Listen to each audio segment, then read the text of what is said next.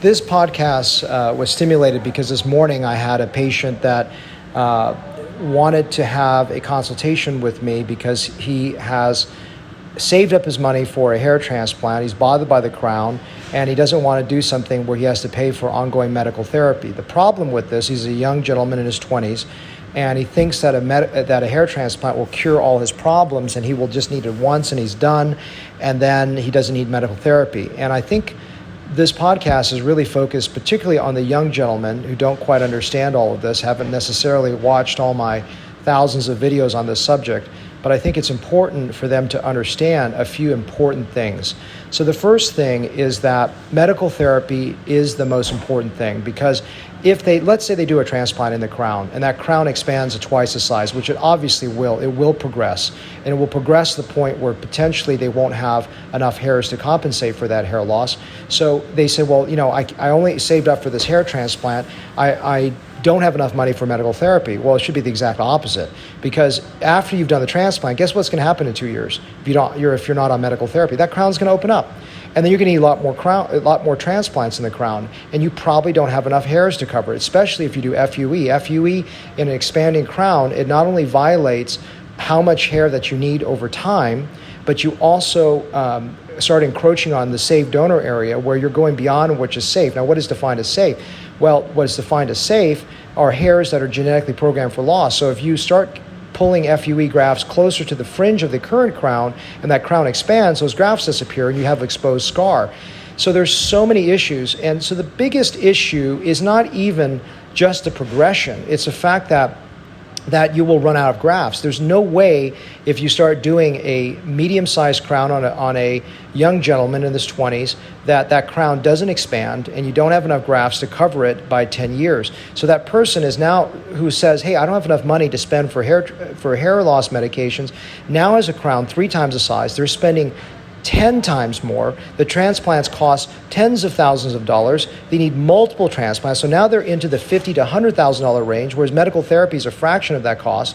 And they don't even have enough grafts to cover the loss. So what they don't see in the future is that hair loss is going to progress in the crown. Why is the crown a dangerous area to transplant in many 20-year-olds?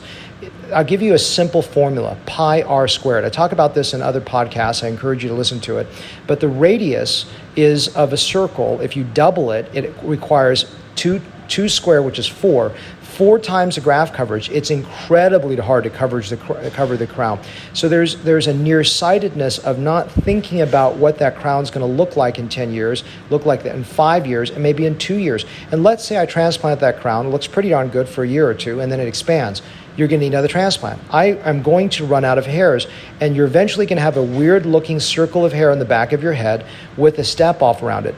The real problem is a vast majority of surgeons out there are not skilled to do hair, don't understand the long-term issues, and are unethical, and that will just sell you a transplant because they want to make $1. I just saw a patient that from, I believe, a reputable colleague of mine in Houston that was sold an FUE-FUT combination and at a safe age. I think he was in his 40s or late 30s, but his entire donor area was completely just destroyed. I mean, whether he actually has what's called DUPA, or diffuse unpatterned loss, where he has so much loss that he should never have had a transplant to begin with, or if that's overharvesting, either case, he should never had a transplant or should not have another transplant, and he was told to come back and get another FUE.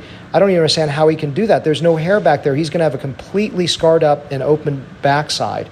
So this is the problem, is that right now, people asking for a transplant will be offered the transplant because they're meeting with salespeople to sell them a transplant because they don't care what they look like in 2 to 5 years. They don't care if that transplant is going to cost them $50,000 to $100,000 over the next 5 to 10 years. They don't care if they have enough hairs to fix their problem because they're going to be done and gone.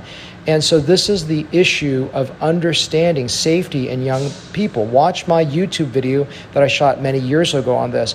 And my passion is to help these young individuals that are getting ridiculous transplants. I saw another gentleman just last week that had an irregular hairline that was way too wide. It was done by someone that didn't know how to design a hair transplant, and he had to shave all of it off.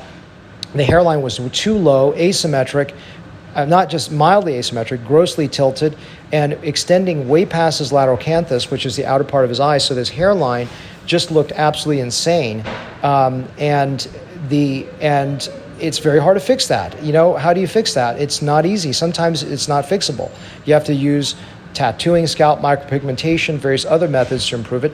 So my biggest thing is really educating especially the young men about safety. It is not just a monetary thing today that you saved up enough for the transplant. I'm talking about long-term issues that really become problematic where you can't even begin to conceptualize it. You don't have enough hairs to cover this.